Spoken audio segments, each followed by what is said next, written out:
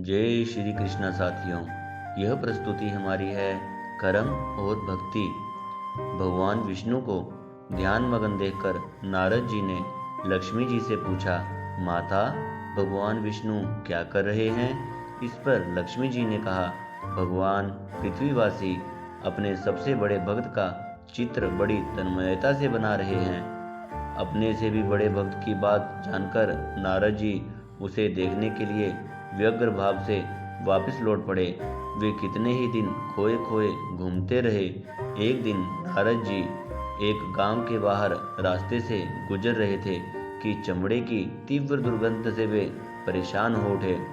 तभी उन्हें पशु चर्मों से घिरा एक मैला कुचैला चर्मकार दिखाई दिया। वह पसीने से लथपथ होने के बावजूद चमड़े की सफाई करने में व्यस्त था। नारद जी समझ गए कि यही वह भगवान विष्णु का परम भक्त है, जिसका चित्र वे उस दिन बड़ी तन्मयता से बना रहे थे। नारद जी के चरण अनिच्छा से वहीं रुक गए। तीव्र दुर्गंध के कारण वे चर्मकार के पास न जा सके, किंतु उनके मन में यह जिज्ञासा अवश्य जागृत हुई कि चर्मकार की दिनचर्या का निरीक्षण करना चाहिए। वे कुछ दूर खड़े होकर नाक पर हाथ लगाए उसके कार्यों को ध्यान पूर्वक देखने लगे। चमड़े का ढेर साफ करते करते शाम हो गई।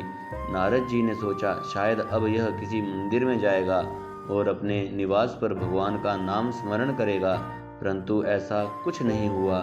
अब तो उनके क्रोध की सीमा नहीं रही। वे सोचने लगे कि एक अधम चर्मकार को मुझसे श्रेष्ठ बताकर भगवान विष्णु ने मेरा अपमान किया है। कहीं ऐसे वक्त होते हैं? तभी उनके अंतर से आवाज आई, थोड़ी देर इसकी गतिविधियां और देखनी चाहिए। अतः वे रुक गए। चर्मकार अपने कार्य में ही लगा रहा। जब रात होने लगी तो उसने चमड़े के सारे ढेर को समेटा। जितना चमड़ा दिन भर में साफ कर लिया था उसे एक गठरी में बांधा, और जो चमड़ा साफ नहीं हो पाया था उसे एक और समेटकर रख दिया। फिर एक मैले कपड़े द्वारा सिर से पैर तक पसीने को पोंछकर घुटनों के बल बैठ गया और हाथ जोड़कर भाव विभोर होकर कहने लगा, प्रभु मुझे क्षमा करना। मैं अनपढ़ व्यक्ति आपकी पूजा अर्चना करने का ढंग नहीं जानता। मेरी आपसे यह विनती है कि मुझे कल भी ऐसी सुमति देना कि आज की तरह आपके द्वारा दी गई जिम्मेदारी को ईमानदारी के साथ पूर्ण कर सकूं। तभी नारद जी ने अनुभव किया कि भगवान विष्णु उनके समीप खड़े होकर मुस्कुरा रहे हैं। विष्णु जी मंद स्मित के साथ बोल उठे, मुनिराज अब समझ में आया इस भक्त की उपासना की श्रेष्ठता का रहस्य।